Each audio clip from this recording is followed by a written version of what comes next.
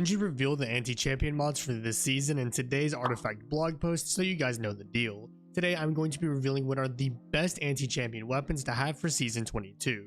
As always, I'm only going to highlight 2 weapons per mod since there's already one anti-champion weapon that is insane, and if you still don't know what that weapon is, check the description for my video on it. Also in the description will be the timestamps for today's video. With that being said, let's dive into the video. Let's open up with anti-barrier mods and more specifically anti-barrier auto rifles. Anti-barrier auto rifles are going nowhere next season and my recommendations are staying the same. I'd highly recommend both the Rufus's Fury and Sweet Sorrow. For Rufus's Fury, it draws from the Root of Nightmares raid, more specifically the 3rd encounter being the Planets encounter, and it comes with some amazing rolls. I'd highly recommend picking up the roll you see on screen now as you won't regret it. For the Sweet Sorrow, it currently only comes from the Gunsmith in the Tower, but in Season 22, it will be a reward from the Vox Obscura exotic mission during the week in which it's in the rotator, which should be week 2. The best roll for this weapon is on screen now, so go get it if you haven't yet. The next and final anti-barrier choice is none other than bows. Bows typically are decent anti-barrier options, and today's options will drive that narrative home. To open the recommendations, we have Rackensure.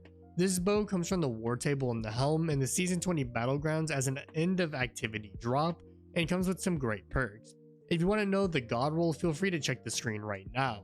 The second bow I'd recommend is the Point of the Stag Iron Banner bow. Now, we do know that this bow is returning next season, and while that is cool, I'm referring to the Season 10 version of this bow, which can be obtained from the exotic kiosk in the tower.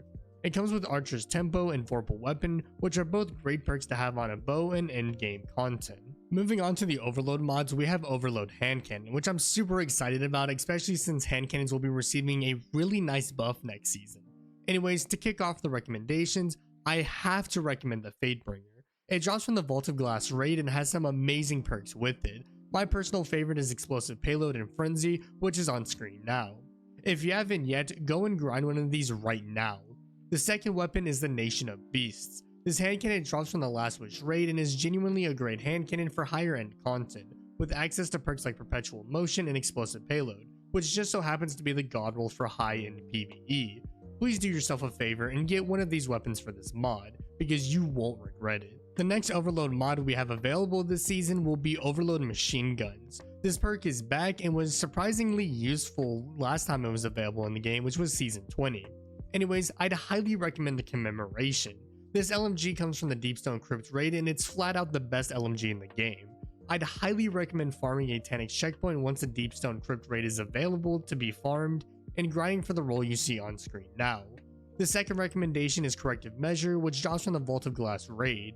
It also comes with some great perks that will not disappoint you whatsoever, and speaking of the perks, you can find its god roll on screen now. Alright, let's now move on to the Unstoppable mods, which we are going to be starting off with Unstoppable Scout Rifles. As always, I'd highly recommend Night Watch. The reason I'm recommending this scout is because it's genuinely a strong scout rifle being a lightweight frame, and it's super easy to get the god roll, as all you need to do is the New Light quest, and after about 10 or so minutes, you'll get this roll.